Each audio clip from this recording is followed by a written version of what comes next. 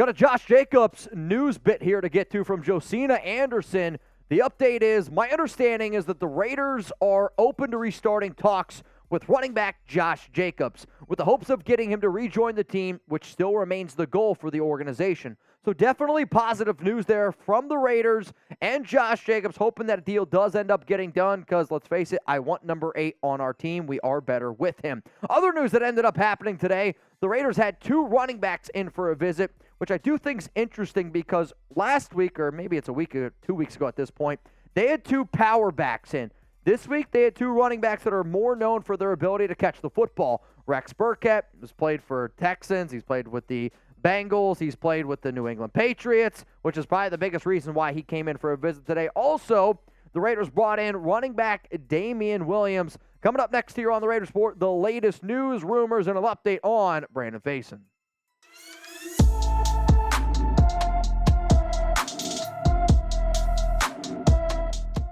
Raider Nation, what's going on? You're watching the Raiders Report. It's Mitchell Renz here from Chat Sports. And coming up on today's show, we're going to look at some injury news from Brandon Facyson. We're also going to look at everything that you need to know around Raiders training camp today. I wouldn't be able to do today's show if it wasn't for our amazing sponsor, Manscaped.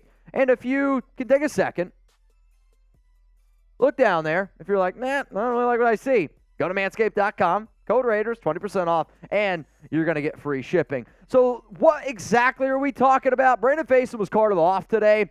Anytime I hear the word carted off in NFL terms, it's the panic button. It's the Jimmy G. He looks pretty damn good today. He also practiced well. We'll talk about that. And then even more training camp news. But let's talk about the Raiders cornerback who, unfortunately, was carted off practice today. And as it stands right now, we do not have an update on the severity of the injury. All that we know is that he had to be helped off the field. It looks like a lower body, lower leg injury, if you will. And it's sad because Facyson was getting some starting reps at times this offseason with the Raiders as an outside cornerback. Now that Nate Hobbs is there, now that Marcus Peters is there, I get the fact that the Raiders signed him this offseason and they gave him halfway decent guaranteed money in that $3.2 million. And I don't know if he would have started. I don't think that he would have started, but he would have been a player that would have been locked and loaded in terms of making that 53-man roster. So one of the things that the Raiders liked about him is his physicality. He's 6'2", 200 pounds, not afraid to get into your face. Sounds weird, right? Giggity. Sure. The fact that, though, the Raiders brought him in and he had these past connections, he needs this time. He needs this reps, and he needs the playing experience in this Patrick Graham system because if he's not out there, he's going to start falling down this depth chart, which right now is a very competitive overall roster. You got a good corner in Duke Shelley. Nate Hobbs and Marcus Peters are locked and loaded, going to be making the team. Jacorian Bennett is going to make the team. But the Raiders also re-signed signed David Long Jr. They have Amik Robertson, who's been playing really damn well. They brought back Tyler Hall, who they like a lot. They love Sam Webb, who's already got an interception this offseason. All I'm saying is I would have thought Facyson was a lock to make it, but now we got to wait to see exactly what happens here with this injury. All I know is I heard carted off. And man, it's I'm really hoping.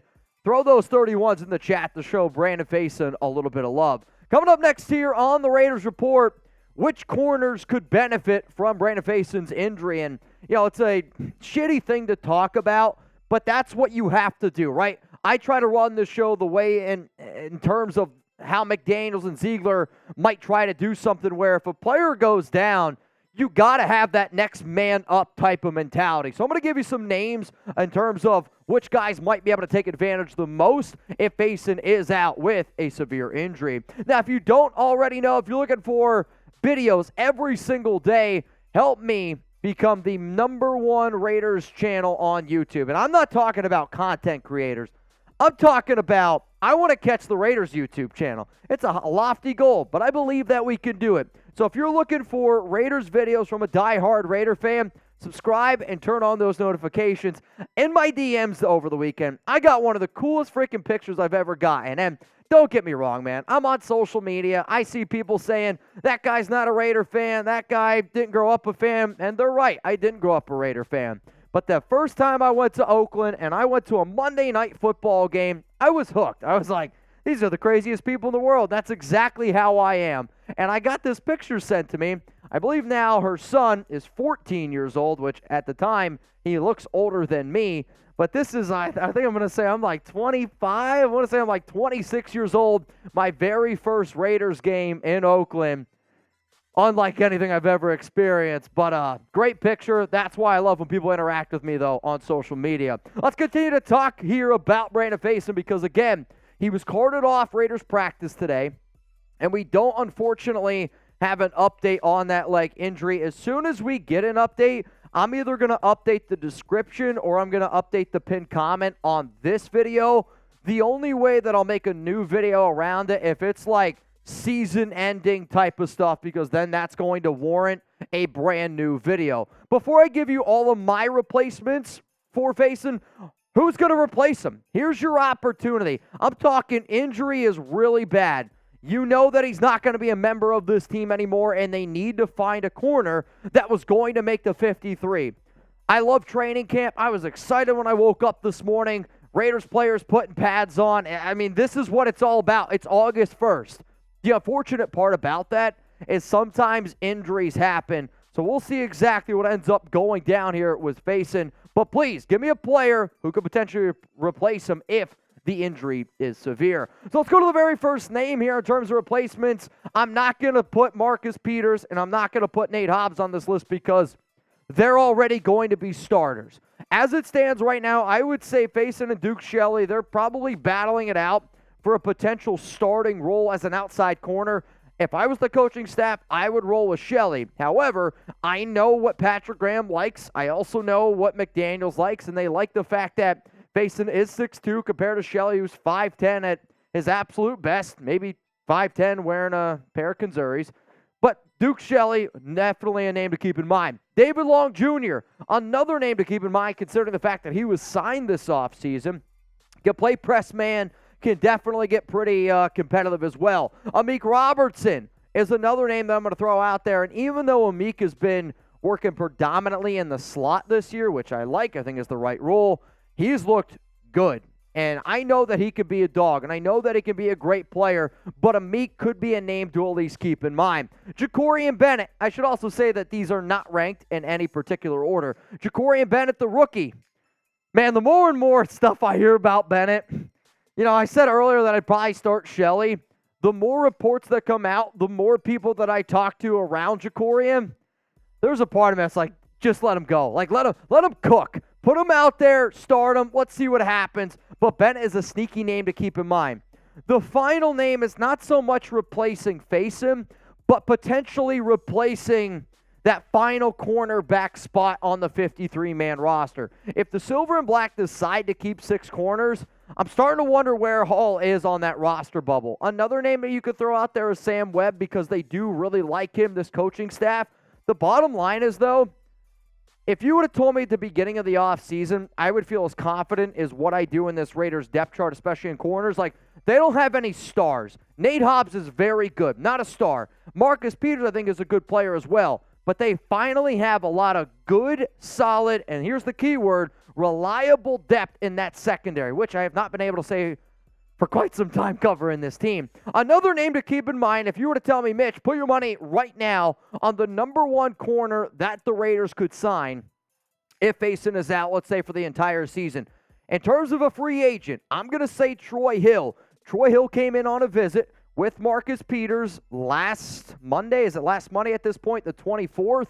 And he was in on the visit with him. Because he already came in on the visit, because him and Peters are boys, Troy Hill is definitely a name that I'm going to be monitoring very, very closely this entire week, or at least until I get an update on Facyson. Coming up here, more Raiders training camp news. I reached out to some people at practice today, and I said, hey, man, give me some updates here. That way I can fill in the nation. I'm doing a lot of giggities today, so I figure no better way to get into a giggity is to give a shout-out to today's sponsor, Manscaped. When I was a kid, I would always try to do a great cannonball, and now I am proud to say that I have 2 great cannonballs. And if you want your cannonballs to look great, go to manscaped.com.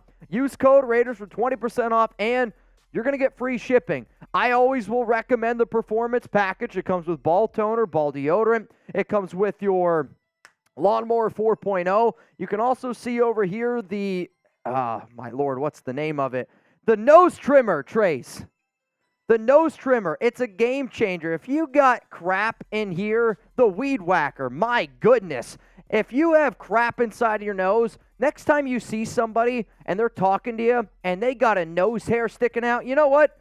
Give me a second here. Imagine this, all right? Imagine you're talking to somebody and this is what you're looking at. You notice I got no nose hairs. Why? I use the weed whacker. So the next time that situation actually happens to you, think about that.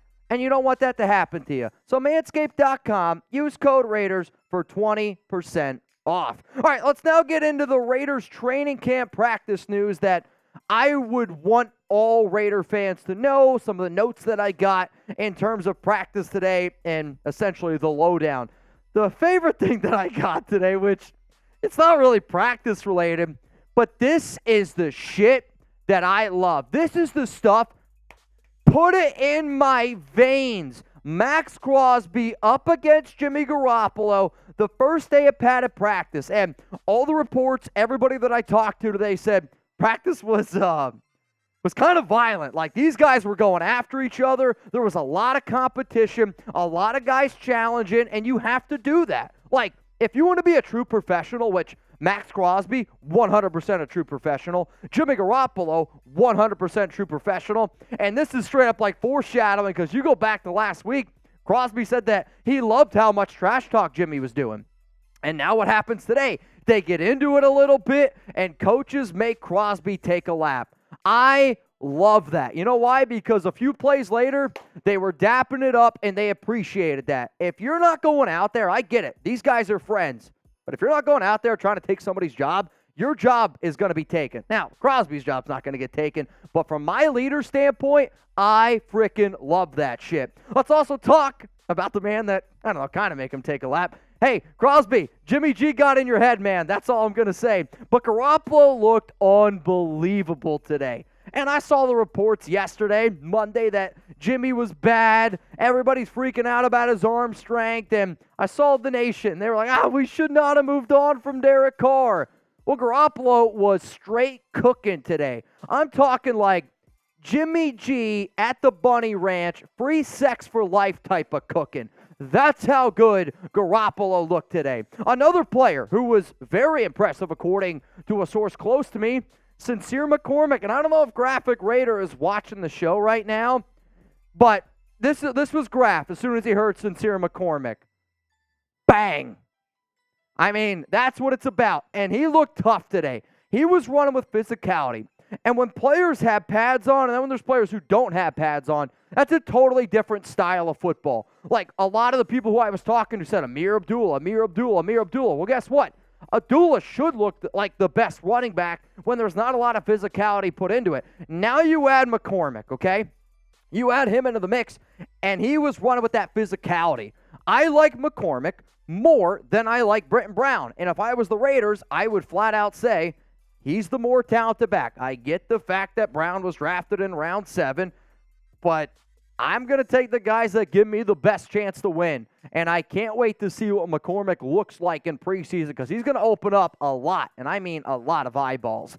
Coming up next here on the Raiders Report, I got 5 free agents that the Raiders should target. And today's been kind of a busy day. Honestly, the last 24 hours have been a little bit of a whirlwind around the silver and black, maybe like 18 to 17 hours. But hey, before I give you my top 5 free agents that if I had control and the money, I'd go out and sign right now, I'll give you those names. But before I give you mine, or this is a game, right? If I'm going to show you mine, you got to show me yours. Name a free agent that the Las Vegas Raiders should target. It can be any position. I am going to put a concentration on the defensive side of the football, so I will give you a little bit of tease before I give you my names. My top 5 names that if I was the Raiders that I'd target, not any order. Troy Hill's going to be a corner that I look at because of that previous visit, because of the ties, because of the versatility. Casey Hayward, another name to keep in mind because even though he's more of a zone corner, somebody that I want you to look at. John Johnson at safety, Deron Harmon at safety, and then Rashaan Evans at linebacker. And I know what some of y'all are saying. Well, Mitch, the Raiders, they signed 2 players, and they did. They re-signed Chase Garbers. They also signed the former Kansas City Chiefs linebacker, Darius Harris, I believe is the name off the top of my head. But then they moved on from 3 players, and I talked about that a little bit earlier today on the Raiders Report, and if you missed that, it's another reason to hit that subscribe button. But because of the roster moves that the Raiders made, they have a spot that they can sign 1 player right now. So all I'm saying is, could they end up signing one of these players that you see over here? It's a question mark, and it's only a question that McDaniels and Ziegler will know. But if they do end up signing a player, we'll be going live here on the Raiders Report. So make sure those notifications are on, and make sure you're subscribed to the #1 show on YouTube.